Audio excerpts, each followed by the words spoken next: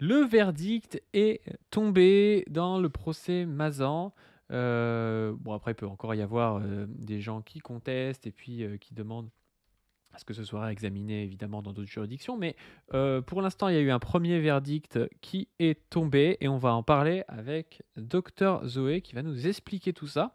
Et même notamment pour moi parce que j'ai suivi, mais j'ai suivi de plus loin aujourd'hui parce que j'ai pas trop eu le temps. Donc j'ai vu, qu'il y avait eu quand même des condamnations notamment pour Dominique Pellicot qui avait pris 22 ans je crois si je raconte pas de conneries.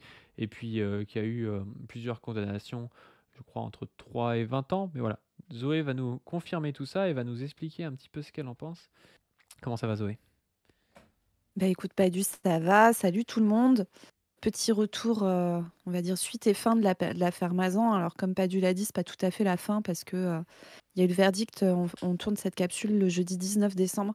Il y a le verdict qui est tombé aujourd'hui et certains des accusés vont pouvoir faire appel. Il y en a déjà deux là ce soir qui ont annoncé vouloir faire appel.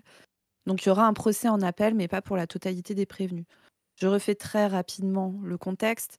Donc ce procès, c'est le procès de Dominique Pellicot, un homme qui, pendant des années, a drogué sa compagne, sa femme, avec qui il était marié depuis 50 ans, avec des médicaments, en fait, hein, qui se trouvent assez facilement dans la pharmacie de beaucoup de gens en France, pour la livrer à d'autres hommes qu'il recrutait sur Internet.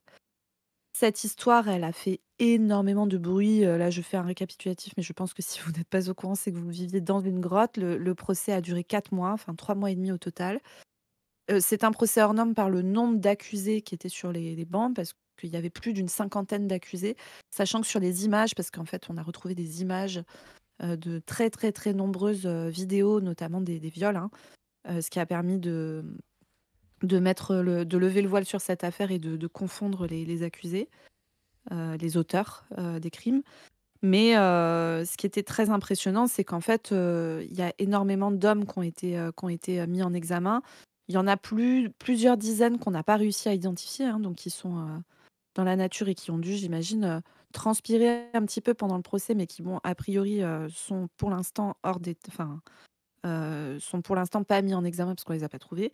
Et ce qui est très impressionnant sur ce procès, c'est surtout que, ces hommes qui ont été recrutés, en fait, c'était un panel représentatif de la société française avec des hommes de tous âges, toutes origines, toutes situations familiales, toutes classes sociales. Enfin, ça allait, du grand marginal, à l'homme, chef d'entreprise bien inséré, père de famille. Ça allait d'hommes qui avaient, une vingtaine d'années à un homme qui en avait plus de 70. Voilà, c'était le seul point commun, c'est que c'était des hommes. Et ce qui était très impressionnant, c'est que pour la majorité, c'était des hommes qui étaient recrutés à proximité du domicile des Pellicots. La majorité des accusés viennent du département du Vaucluse, là où habitait, là où habitait ce couple et où ont été commises ces atrocités. Donc on peut pas dire Et Holmen, on peut dire Holmen dans le Vaucluse, en tout cas. Hall, Faut rester zététique. Hall Vauclusienne. Ouais, c'est ça. Mais donc voilà, alors Paolman, Paolman, 100 de la population masculine n'est pas sur les bancs des accusés à Mazan, bien sûr. Par contre, ce que ça veut dire, c'est que potentiellement, monsieur tout le monde peut tout à fait se comporter comme un violeur, notamment dans une société qui normalise ça. Et la ligne de défense de ces accusés était très intéressante à voir parce que ce procès, il a vraiment mis en évidence ce que les militantes féministes disent depuis très longtemps, sur à quel point la culture du viol, elle est prégnante en France. Elle a une place hyper importante comme dans plein d'autres pays. Et en fait, c'était vraiment des hommes qui considéraient que le fait d'avoir l'accord du mari, par exemple, faisait qu'ils avaient un droit sur cette femme. Avec toujours cette objectification des femmes qui ne sont pas considérées comme des êtres humains en soi et autonomes, etc., mais comme euh, ayant un corps qui appartient aux hommes et dans ce cas-là appartient au mari, quoi. Et Gisèle Pellicot, donc la victime principale de cette affaire, elle a choisi que le procès soit public, ce que les accusés ne voulaient pas. Le fait qu'elle ait choisi que ce procès soit public, alors déjà, ça force le respect parce que c'est une partie extrêmement violente et intime de sa vie qui a été étalée à l'international pendant des mois. Il y a notamment des vidéos, hein, des agressions qui ont été visionnées par la cour, etc. Donc c'est un truc d'une brutalité énorme. Et elle l'a vraiment posé comme un acte politique en disant: «Il faut que la honte change de camp. Il faut que les gens voient ce qui se passe Et ce qui était très intéressant, c'était donc le profil des agresseurs, mais c'est aussi qu'on a pu voir comment se passe un procès pour viol actuellement en France. Ça ne fait que corroborer, ce que des milliers de victimes, ce que de très nombreux militants et militantes disent depuis des décennies sur la manière dont la justice traite les victimes de violences sexuelles, mais que en fait, tout le parcours est une violence inouïe, du début, du dépôt de plainte, des prélèvements par le médecin légiste et cetera, à l'enquête, puis au procès qui a lieu des années après. Tout est violent et au procès, quand vous êtes victime, vous vous retrouvez mise en position d'accusé. On réfléchit sur le est-ce que vous êtes une bonne victime? Est-ce que vous avez une bonne vertu? Est-ce que quand même il y aurait pas un peu quelque chose dans votre attitude qui aurait pu faire que on aurait pu penser que en fait on avait le droit? Heu, on épluche votre vie, il y a tout un tas d'experts psychiatres qui défilent à la barre, et qui sortent des trucs, qui parfois n'ont aucun fondement scientifique pour faire de grandes théories sur le comportement des êtres humains. Il y a, les le fonctionnement même du procès d'assises qui fait que l'objectif des accusés, c'est d'avoir la peine la plus faible possible, pousse les avocats de la défense à être dans une attitude de vouloir démolir la victime, de vouloir, la rendre, l'avilir pour qu'on ne croit on croit moins sa parole et qu'on ait moins envie de condamner leur client. Bref, tout le dispositif consiste à une violence. La manière dont on pense le truc est une violence en soi. Le fait d'avoir une approche uniquement punitiviste de la violence sexuelle participe à ça. Parce qu'en fait, quand on assiste à ça, on se pose vraiment la question de est-ce que vraiment là, notre objectif, c'est protéger et réparer? C'est pas sûr. Donc voilà, et donc bah, il se trouve que aujourd'hui, le verdict est tombé et que la totalité des accusés sont reconnus coupables. Donc, ce qui est quand même assez, je pense, assez satisfaisant. En tout cas, c'est ce qu'a dit Gisèle Pédicaud, qui a trouvé ça satisfaisant. Les peines, donc Dominique Pédicaud prend 20 ans, ce qui est prévu par le code pénal pour un viol aggravé, et là, il y a 2 aggravations. Le côté il y a plusieurs aggravations. Il y a le côté soumission chimique, c'est-à-dire, droguer quelqu'un pour l'agresser. Il y a le côté, viol collectif, viol en réunion, et puis il y a la conjugalité, le fait qu'il est le conjoint de la personne, qui est un facteur aggravant aussi. Donc voilà, et pour les peines, pour les autres peines, j'ai entendu qu'il y avait pas mal de gens qui trouvaient que c'était, pas assez. C'est des peines qui s'échelonnent en gros entre 3 et 13 ans. Voilà, en gros ce qu'on peut dire. Et donc moi, avant qu'on écoute, on va peut-être vous passer là très vite fait les mots de Gisèle Pédicaud, mais moi ce que j'ai envie de dire sur cette histoire, c'est: «Et maintenant? Et maintenant, qu'est-ce qu'on fait de tout ce qui a été soulevé là pendant ce procès?» Heu Le fait de parler de la violence sexuelle, c'est hyper important parce que déjà, ça permet à tout le monde de se rendre compte que non, ce n'est pas un truc qui arrive de temps en temps, dans une ruelle sombre, de manière très rare, d'un inconnu qu'on connaît pas, et cetera. La violence sexuelle, elle est partout. Elle est dans votre famille, elle est dans vos cercles d'amis, elle est sur vos lieux de travail, elle est chez vos voisins, elle est dans l'école que vous fréquentez. Bref, elle est vraiment partout. Si vous pensez ne connaître aucune victime de violence sexuelle, c'est qu'elles ne vous en ont pas parlé parce que c'est statistiquement impossible. Et on est des millions à vivre avec ça, et le fait qu'il y ait une omerta, un silence, et cetera, renforce le fait que les victimes ne peuvent pas avoir accès à des soins, qu'elles ne peuvent pas avoir accès à de la protection, à de la réparation, et cetera. Donc en parler, c'est très important. C'est ce que fait MeToo depuis très longtemps. Et là, je pense que vraiment, il va falloir se poser la question du système et de comment on fait pour que ça arrive moins et pour que quand ça arrive, ça soit moins l'enfer sur terre pour les victimes. Et donc il faut penser un système de soins qui est capable de prendre en charge le psychotrauma. Actuellement, chez moi, le centre de psychotrauma affiche des délais entre 12 et 18 mois d'attente. Il nous faut, un système policier et judiciaire qui arrête de violenter les victimes du début à la fin, du début à la fin. Il nous faut des moyens pour ce qui est du cadre de la soumission chimique, et cetera. Si vous voulez, on a fait une capsule sur vraiment qu'est-ce que c'est la soumission chimique, comment faire si vous pensez être victime pour, que les victimes aient accès au prélèvement rapidement parce que c'est la charge de la preuve qui fait que peut-être elles pourront être reconnues, en tant que victimes par la justice. Et il va falloir se poser la question de comment ça se fait qu'on fabrique des sociétés où on trouve relativement facilement des dizaines d'hommes dans un même département pour venir violer une femme sexagénaire, inconsciente, en coma, en présence de son mari, et filmer les actes. C'est juste, et il va vraiment falloir se poser cette question et se regarder en face parce que la réponse que tout le monde a tout le temps, c'est-à-dire: «Non, ils sont pas comme nous, c'est des monstres» et cetera, leur dénier leur humanité, c'est renier le fait que non, c'est pas des monstres. C'est des mecs comme vous, comme nous. C'est des mecs qui sont probablement très sympas dans la vie courante, hein. Et d'ailleurs, leurs proches se sont, succédés à la barre pour dire que quand même, Thierry, c'est un type super, parce sûrement, hein, c'est sûrement un mec hyper sympa, pour boire un coup et tout peut-être, hein. Mais en fait, la violence sexuelle, elle est commise par des gens qui ont l'air très sympas. Elle est commise par l'homme du quotidien.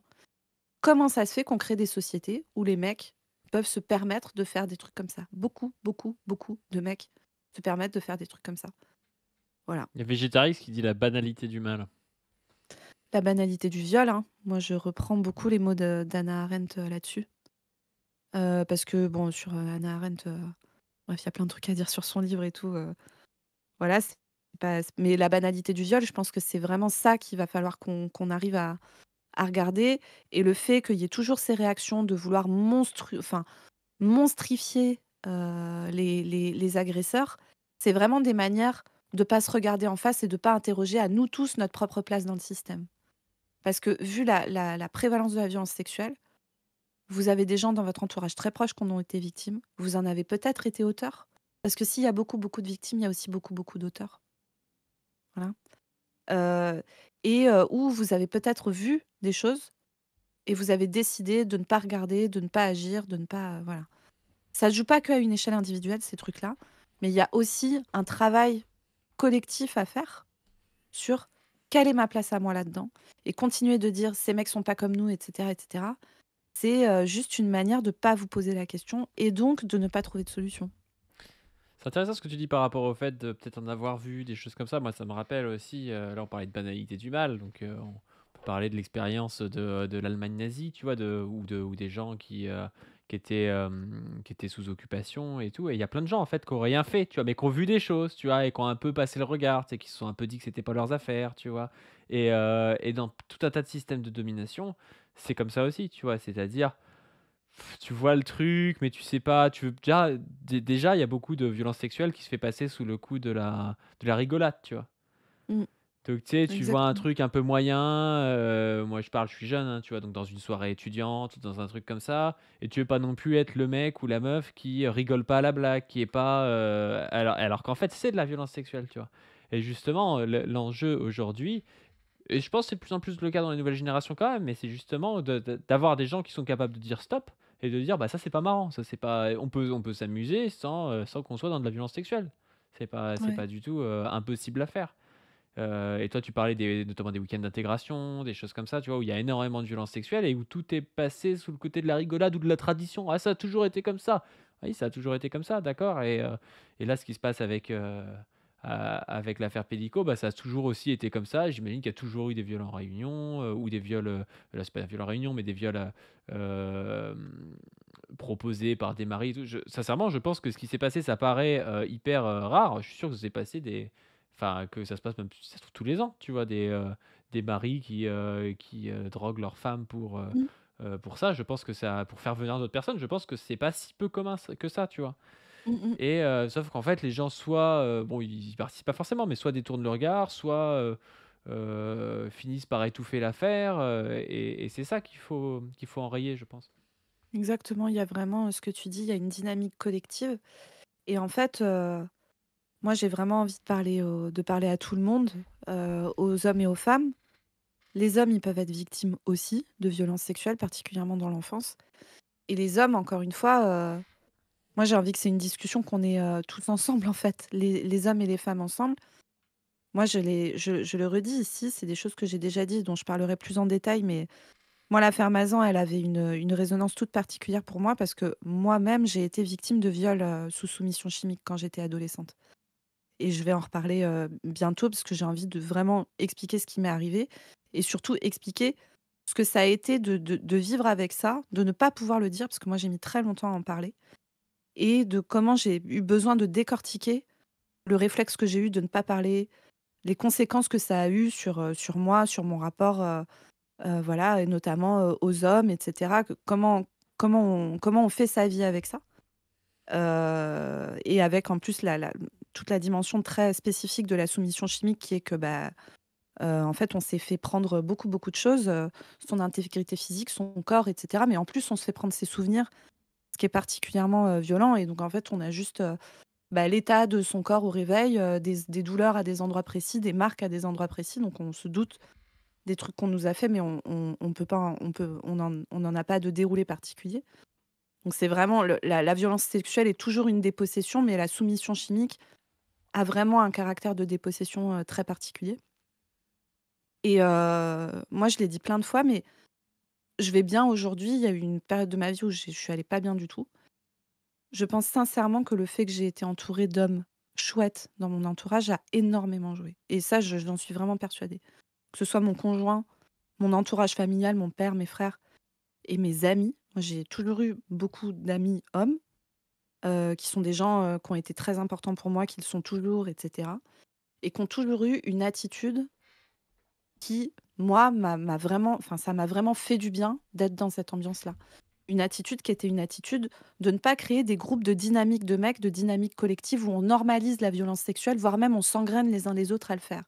Et on voit un pote qui fait un truc un peu de merde, mais en fait, on en rigole tous ensemble et puis ça nous entraîne et puis soi-même, on se met à faire de la merde alors qu'au départ, on n'avait pas prévu de le faire. Ça, c'est des dynamiques qui existent beaucoup, même avec des femmes à l'intérieur, hein, d'ailleurs, mais beaucoup entre groupes de mecs. Et le fait de moi avoir vu ce que c'était qu'une dynamique de groupe de mecs où les mecs ne font pas ça, voire même font l'inverse, c'est-à-dire que quand ils voient quelqu'un qui se comporte pas bien, ils interviennent. Alors ça veut pas dire qu'on peut pas on a besoin, d'hommes pour se forcément pour se défendre et cetera, mais on a besoin de collectif par contre. Quand on est en situation de vulnérabilité et qu'on se fait agresser, on a besoin que le collectif autour réagisse et dise: «Bah non, en fait, ça c'est pas acceptable. Tu n'as pas à lui parler comme ça, tu n'as pas à la toucher à cet endroit-là, tu n'as pas à lui imposer ce geste». Quelle Heu, origine les agresseurs? les agresseurs, alors moi j'en ai eu beaucoup des agresseurs dans ma vie, mais il se trouve que j'ai fréquenté pas mal les facs de médecine, ce qui est un endroit très précis en termes de violence sexuelle et l'origine des agresseurs, c'était bourgeois, hein. Et en fait, des agresseurs, il y en a dans tous les milieux, dans tous les milieux. Donc ça me fait bien, rigoler, d'entendre des meufs comme Thaïs expliquer que dans son milieu, il y a pas d'agression. Parce que même moi qui suis pas dans les milieux d'extrême droite, je connais des cas d'agression. Donc je vois pas comment c'est possible qu'elle soit pas au courant. Moi aussi, oui, oui. Voilà, Même moi qui donc suis pas une meuf et qui suis pas dans les milieux d'extrême droite, j'entends parler des cas d'agression dans les milieux d'extrême droite voilà, c'est et je ça ne et dis pas les noms. oui, mais parce que c'est pas à nous de parler à la place des victimes, mais Bah, bon, évidemment, ça j'es pourrait les mettre en danger. exactement, mais j'espère, que ces mecs-là, savent que peut-être qu'un jour ils se prendront un truc dans la gueule et ça sera bien fait pour eux. Et force aux victimes, même si elles sont pas de mon camp politique, Ah évidemment. bah, ça c'est sûr, ouais. Et donc voilà, tout ça pour dire qu'il y a vraiment un enjeu à créer des dynamiques, enfin, à penser aussi la masculinité comme une masculinité qui est pas une masculinité qui fait du mal. On peut très bien habiter des masculinités qui sont des masculinités vertueuses pour soi-même, pour les autres. Le combat féministe, il est souvent caricaturé, comme un combat, qui veut, le pouvoir des femmes ou je sais pas quoi. Ça, c'est vraiment pour les gens qui sont pas très formés, mais peut-être qu'il y a des gens qui connaissent pas trop ces sujets et qui vont commencer à s'y intéresser en regardant cette vidéo. Bah, voilà, en fait, l'enjeu, c'est pas ça. Par contre, l'enjeu, c'est comment on repense les structures de cette société, des structures de domination qui génèrent énormément de souffrance, énormément de violence. C'est pas normal qu'on soit autant à avoir vécu des trucs aussi violents dans nos vies. C'est pas normal et qu'on soit autant à avoir eu toutes le même réflexe de fermer notre gueule, d'espérer que jamais personne ne saura, d'en faire, des cauchemars pendant, des années et des années. Et de se rendre compte, 10-15 ans plus tard qu'en fait tout ce qu'on s'est tapé, c'était pas normal et que c'était pas à nous d'avoir honte et que c'était pas à nous d'avoir peur et le problème, c'est qu'en plus, en général, on est réagressé et réagressé et réagressé tout au long de notre vie de femme. Ce n'est plus acceptable, en fait et c'est pas un petit sujet. C'est un truc qui flingue des vies, c'est un truc qui tue des gens, c'est un truc qui nous détruit. C'est pas possible de continuer à accepter que ça se passe comme ça. Il faut regarder nos comportements individuels et il faut regarder les structures qui génèrent ça. Toutes les structures, tous les endroits où il y a de la domination, il y a de la violence sexuelle. L'école, l'église, le sport de haut niveau, les médias, la politique, etc. Tous ces endroits, l'hôpital, où il y a des gens qui sont en situation dominante, sont des endroits où la violence sexuelle va se générer. Et donc, c'est vraiment un enjeu global, politique, large. La lutte contre la violence sexuelle, c'est aussi une lutte profondément de gauche sur la lutte contre la hiérarchisation des êtres humains, contre le fait que certains sont en situation de pouvoir prendre et se servir. et d'autres en situation de se faire exploiter sur tous les plans, y compris sur le plan sexuel.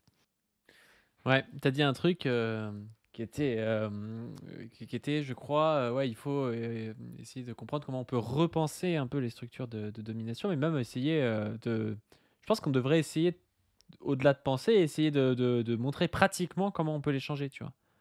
Je vais faire mon marxiste rabougri, tu vois? C'est un peu ça la 11e thèse sur Feuerbach de Marx, c'est, Ouais, on fait qu'interpréter le monde, il convient maintenant de le transformer, mais c'est un peu ça et c'est-à-dire que c'est très bien de dire, voilà, il y a des structures de domination, il faudrait les changer, mais reste à les changer et ouais. comment est-ce qu'on les change? Ben, justement, en visibilisant déjà les luttes féministes, mais Mmh. aussi par quelque chose dont on parle souvent, par l'éducation à la Oui. sexualité, dans les écoles notamment. Et ça, Mmh. c'est quelque chose de très, très important parce que c'est comme ça que des gens peuvent comprendre s'ils sont ou non victimes, de quelque chose de pas normal. Et bon, j'ai l'impression qu'on boucle là-dessus, qu'on en parle tout le temps, mais je pense que c'est très important d'en parler tout le temps et notamment de faire sortir, de la tête des gens que, l'éducation, à la sexualité, ce serait pour apprendre à des gamins de 5 ans, à sucer ou je sais pas quoi. C'est absolument pas ça. Le but, c'est essayer de le faire comprendre qu'on n'a pas le droit de les toucher, que les parties intimes, c'est les parties intimes et qu'il y a pas le copain qui est censé toucher, la copine qui est censée toucher ou un adulte ou je sais pas quoi. Et puis après, on s'adapte à chaque fois aux différents âges en disant des choses adaptées aux âges. De toute façon, il faut se mettre en tête quelque chose. Toutes les personnes qui, tu sais, qui vont vous sortir quelque chose qui paraît aberrant. C'est que comme si, la maîtresse, en CE2 allait apprendre un truc complètement dingue à vos enfants: «Ah oui, j'ai vu ça sur CNews». C'est impossible, je veux dire, enfin, c'est qui fait ça? Quelle maîtresse de CE2 ou de CM1, va aller apprendre des trucs de dingue, sexuels à des enfants? En fait, les professeurs des écoles, c'est des gens comme vous et moi, ils sont adaptés. Après, il peut y avoir un ou une maîtresse, un peu frappadingue qui va faire une dinguerie, mais qui va se faire tout de suite taper sur les doigts par la hiérarchie et qui va plus le refaire ou qui va être écarté, quoi.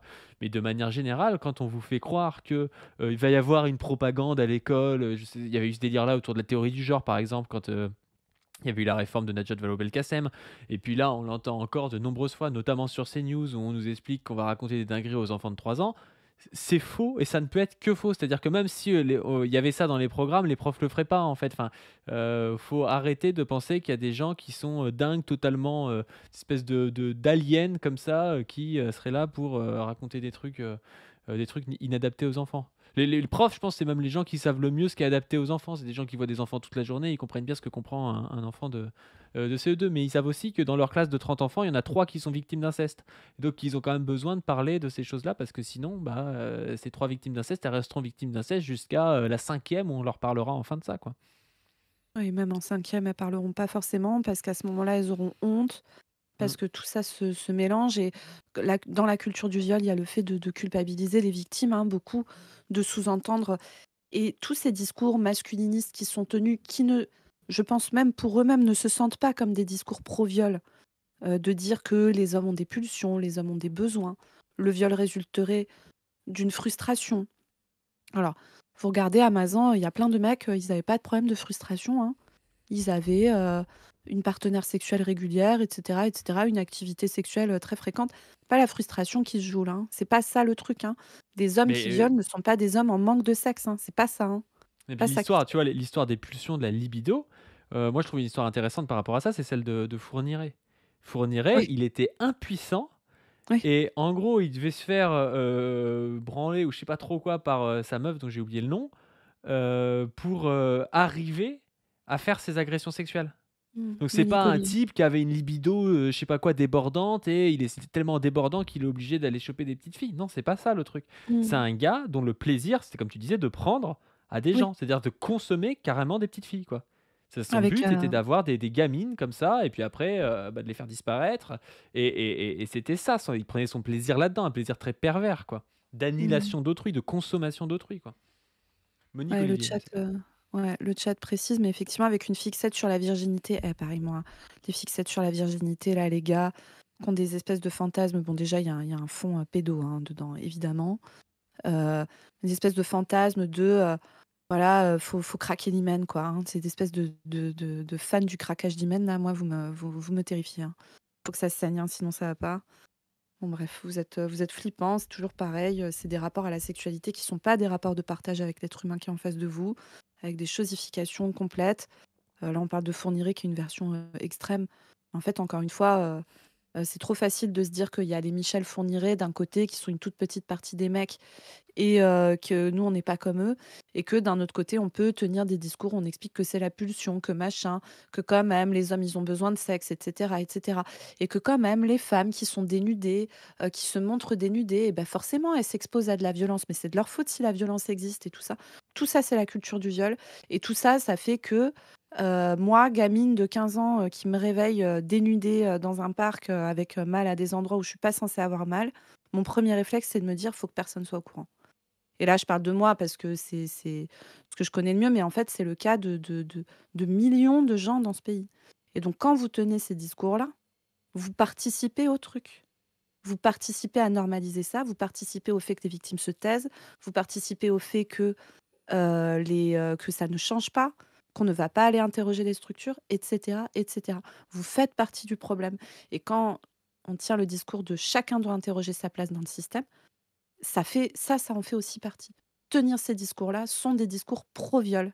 Vous militez contre l'éducation sexuelle comme l'a expliqué Padu, juste avant. Vous êtes des militants pro-inceste. Assumez-vous à un moment, regardez-vous en face. C'est ça la réalité de vos paroles et de leurs conséquences. Et c'est pour ça que on rabâche la gueule de tout le monde avec ça, parce que c'est un enjeu de survie pour des millions de gens et c'est aussi un enjeu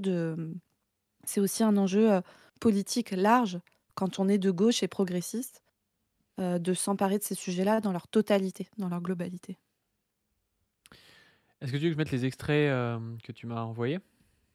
Ouais, alors il y a un petit extrait de Gisèle Pelicot, si vous voulez, enfin, de Ouais, quelques vas-y, dizaines de secondes à la sortie quelques du dizaines de procès. secondes, ça dure 1 minute 30? Alors, je t'avais mis un timecode à 0,46 si tu veux, parce qu'au Ah début, OK. elle énumère les gens qu'elle remercie. Après, si tu veux, tu peux le mettre, hein, mais OK, non, on peut mettre à 0,46. J'ai voulu, en ouvrant les portes de ce procès le 2 septembre dernier, que la société puisse se saisir des débats qui s'y sont tenus. Je n'ai jamais regretté cette décision. J'ai confiance, à présent, en notre capacité à saisir collectivement un avenir dans lequel chacun, femmes et hommes, puisse vivre en harmonie, dans le respect et la compréhension mutuelle. Je vous remercie. à toi, Gisèle. Force à toi. J'espère que ça va aller pour elle, parce que c'est quand même un sacré truc, hein. Il y a les télés du monde entier, enfin bon, une partie hyper violente de sa vie qui a été scrutée et tout. Donc moi, bah, je lui souhaite, bon déjà, va y avoir le procès en appel et tout, donc je lui souhaite, j'ai l'impression qu'elle a de bons avocats. Enfin, moi, j'ai trouvé que les avocats étaient bien. Et puis, bah, moi, je lui souhaite d'être bien entourée, d'avoir accès à des soins. Moi, je pense aussi à sa famille, à Gisèle Pelicot, parce que et aux autres victimes de Dominique Pelicot, parce que pour ceux qui ne le savent pas, il est soupçonné, dans une affaire de viol et de meurtre qui date des années 90. Il est aussi soupçonné sur une tentative de viol dans les mêmes années. Il y a des mots qui ont été, enfin voilà, des actes qui ont été rapportés, notamment par ses petits-enfants, qui feraient penser qu'il y a peut-être eu des agressions sexuelles dans le cadre d'inceste. Et il y a des photos de sa fille, inconsciente dans des positions, assez, on va dire, suggestives, dans des endroits qu'elle ne reconnaît pas, qui ont été retrouvés. Lui, il nie totalement, l'avoir, agressée sous soumission chimique. Mais elle, sa fille, Caroline Darian, bah, elle a plutôt l'impression que c'est l'inverse et elle va et comme il n'avoue pas, elle va devoir vivre avec, le peut-être, enfin déjà elle doit vivre avec avoir ce gars-là pour père, enfin pour géniteur, avec la question de: «Est-ce qu'il a agressé mes enfants, mes neveux, mes nièces aussi?» et avec la question de: «Est-ce que moi aussi il m'a fait ça?» Donc voilà, force à toute cette famille et puis force à tous les militants, les militantes, toutes les personnes qui ont vécu des merdes comme ça ou qui accompagnent des gens qui ont vécu ces merdes-là. On est ensemble, on lâche rien et notamment on lâche rien face aux cons. Est-ce que tu veux montrer le gars? Ah ouais, Le ouais, gars, ouais. ah putain, Ça, c'est les gars du Vaucluse, ça. ouais. Tu veux mettre un peu de contexte? Elle dit: «Ouais». Maintenant, elle est devenue raciste, anti-vauclusien Je grâce suis à vauclusophobe, notre non, non, influence. après, moi je sais pas, moi je regarde les cartes électorales parfois, hein. Je sais pas du tout s'il est du Vaucluse en plus, le mec, on va regarder. Donc c'est l'avocat d'un des accusés qui insulte les féministes. C'est encore un nom de capsule. Mm. J'ai un message de la part de mon client à toutes ces hystériques et ces mal embouchés. Le message c'est merde. Voilà, mais avec le sourire. Allez les tricoteuses. Allez, c'est quoi ce gars-là, putain. Oh l'enfer du mec. Hystérique. Oh, Voilà, le gars, il va à voilà. un procès pour viol, genre par 80 personnes et tout. Et il arrive, il dit allez hop, les hystériques et tout. Il fait des fuck, il se casse. Oh, Mal embouché. Mal embouché. les tricoteuses. Les tricoteuses, c'est précis. T'es une honte. Vas-y, tu veux me taper là? Tu veux me taper là? T'es une honte. T'es une honte pour le monde, t'es une honte pour la France. T'es une petite merde. Mais je... Mets-toi tout petit, tout petit. Donc, je vais vous dire, j'ai un message de la part de mon client à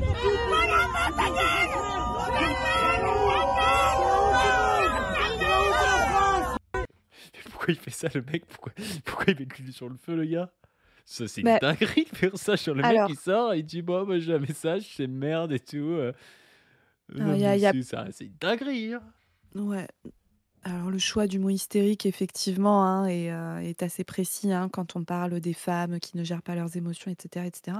Alors après, il faut toujours savoir, ces gars-là, il y a eu plusieurs avocats de la défense qui se sont distingués.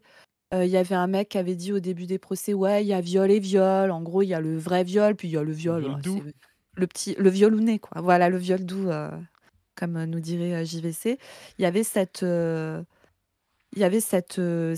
avocate qui s'était filmée dans sa voiture en chantant sur Wake Me Up, enfin, pour parler d'une victime qui avait été plongée dans le coma pour être agressée et qui a fait à répétition des trucs sur les réseaux sociaux très provocateurs, etc. Il y avait, bref, il y a eu plusieurs. Il y a ce gars-là qui va et qui insulte les militants. Et il faut quand même pas oublier que là, ce qui se joue aussi, c'est le fonctionnement de la justice. Les avocats, ils jouent leur notoriété aussi. Il y a peut-être plein de gars qui vont se faire accuser de viol et tout.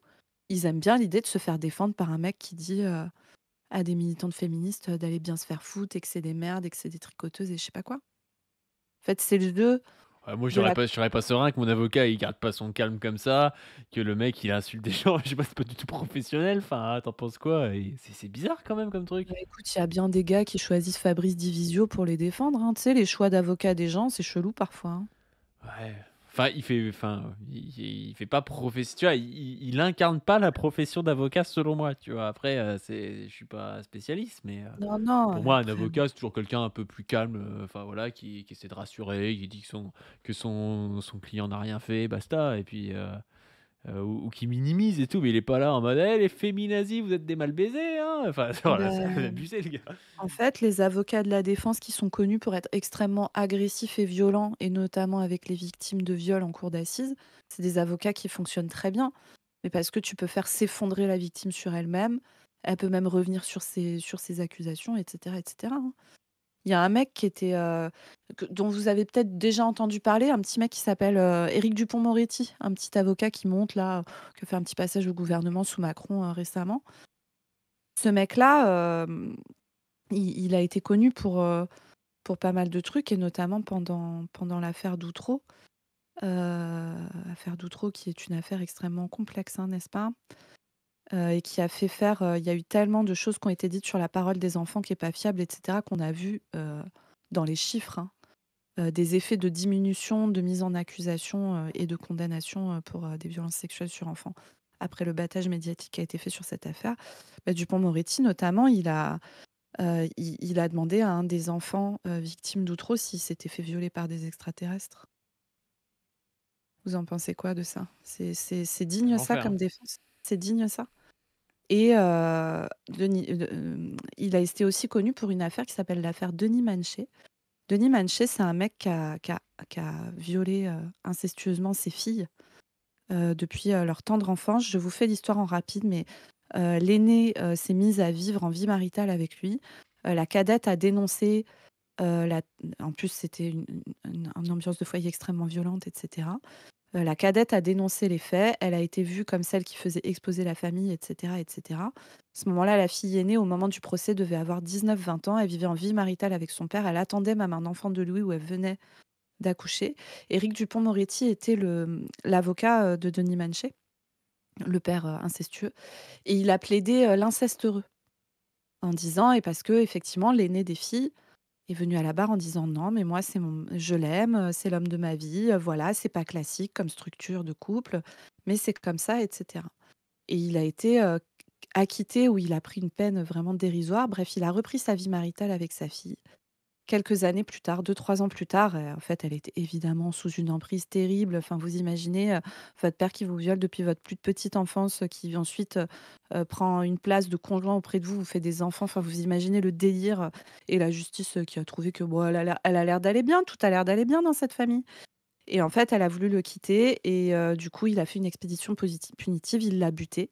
Il a buté son patron à elle, et il a essayé de se buter, mais il s'est raté. Voilà. Éric Dupond-Moretti qui plaide l'inceste heureux. Et encore une fois, le problème, c'est même pas ces mecs-là individuellement, le problème, c'est la structure des procès sur un mode uniquement punitiviste, etc., qui pousse à ce genre de dinguerie. L'objectif d'un procès d'assises n'est pas de réparer et protéger les victimes. L'objectif d'un procès d'assises, c'est d'un côté qu'on prenne la peine la plus lourde possible et de l'autre qu'on prenne la peine la moins lourde possible. Et au milieu de tout ça, les victimes, leur intérêt, qu'est-ce qu'on fait après? Comment continue la vie? Comment on protège tout le monde? Dans cette histoire, Manché, il y a la fille cadette qui a pris super cher, hein, évidemment. Mais la fille aînée, non seulement elle a été violée pendant des années dans sa vie, mais en plus elle s'est fait buter, elle verra pas son petit grandir, quoi. Voilà. Bravo la justice avec les violences sexuelles, hein. Grande réussite. Mais en plus de ça, je trouve que ça renvoie même à aujourd'hui avec le procès Mazan, où tu as des gens qui sont un peu dans le punitivisme, c'est-à-dire qui voudraient qu'il y ait des peines maximales pour Mmh. tout le monde et tout, alors que c'est pas vraiment la question. Et que bah, en fait ça crée cette circonstance où tu vois bah, plein de féministes qui sont devant un avocat qui leur gueule dessus, où tu vois une opposition qui est triste au fond, parce que moi je comprends les féministes, pourquoi elles sont là, tu vois, et pourquoi elles vont essayer de peut-être de pousser pour mettre la pression au tribunal, au juge, au procureur, il faut le faire, tu vois. Mais au final, on a l'impression que ça se base autour de la condamnation de ces hommes en particulier, que elles vont pousser à la condamnation et que lui, son but, c'est que son client prenne le moins possible. En fait, l'enjeu, je trouve qu'il n'est pas vraiment là, tu vois. Mais Il n'est oui. pas vraiment là. Non pas que je suis pour qu'il soit pas puni, tu vois, mais l'enjeu, c'est pas de savoir si le mec il va prendre 5 ou 10 ans, tu vois. L'enjeu, c'est comment ça se fait qu'on en est arrivé là, comment est-ce qu'on fait pour que la société change et s'améliore et qu'il n'y ait Mmh. pas des centaines de Gisèle Pellico, tu vois. Parce que C'est tu ça. leur mettes 5 ou 10 ans, est-ce que ça va changer grand-chose au fait qu'il y ait des Gisèle Pellico, tu vois? Je suis pas Dans persuadé, tu vois? À la limite pour Dominique Pellico qui lui était, peut-être, dans d'autres coups avec peut-être, d'autres victimes, donc c'est en train d'avoir des recherches par rapport à ça, d'accord, tu vois? Par contre, sur tous les violeurs qui étaient des hommes parmi tant d'autres, en fait, justement, je trouve que cette affaire, elle nous fait réfléchir au fait que ces mecs-là, ça pourrait être d'autres mecs, en fait. Donc tu peux les foutre en taule 10 ans, en fait, t'en trouveras tant que la société reste comme ça, des mecs comme eux, tu vas en trouver plein, quoi. Tu vas en Ouais. trouver plein, plein, plein. Et est-ce que ça change grand-chose qu'ils prennent 12 ou 5 ans? Tu vois, je ne suis pas Mmh. persuadé. Je pense que c'est important qu'ils aient été reconnus coupables. Ça, c'est vraiment important pour la cause. Qu'ils soient coupables, même qu'ils aient une peine. Mais après, l'enjeu, c'est pas la taille de la peine, je pense. L'enjeu, c'est comment on va faire pour changer la structuration de la société. Et je pense que c'est un impensé aujourd'hui. Je sais pas, Macron, au lieu de faire tout son bisbis, à essayer de mettre Bayrou, à essayer de se montrer à faire de la droitisation, à se mettre à parler des trans, à se mettre à parler de l'immigration et tout. Dans, Mmh. dans une société qui fonctionne normalement, on devrait avoir un ministre qui se dit comment est-ce qu'on fait pour qu'il n'y ait pas d'autres affaires pédicaux, tu vois. Et en fait, ça ne va pas être fait, ça n'a pas été fait, ça ne sera pas fait, tu vois, tant qu'on reste avec des politiques réactionnaires. C'est ça. Et très rapidement, pour conclure, la peine la plus lourde possible, bah, alors déjà, 2 choses là-dessus. Première chose, les systèmes judiciaires qui sont, extrêmement, on va dire, sévères en termes de peine et cetera, ça donne pas des sociétés où il y a moins de violence. Voilà, ça c'est les stats de justice à l'international. C'est pas plus la peine est lourde, moins les gens font des conneries. Les gens ne s'empêchent pas de violer parce qu'ils se disent qu'ils vont être punis. Et d'ailleurs, le viol est l'un des crimes les moins punis. Je vous rappelle qu'il y a très peu de victimes qui portent plainte et que sur les plaintes, il y en a 94% qui sont classées sans suite par manque de preuves, etc. Parce que c'est très dur de prouver un viol, parce que c'est rare d'aller porter plainte tout de suite après le viol. Donc pour recueillir des traces, vraiment c'est compliqué. Même quand il y a des traces, c'est... Bref, voilà, c'est compliqué. Mais deuxième chose, l'immense majorité des violeurs font partie du cercle proche.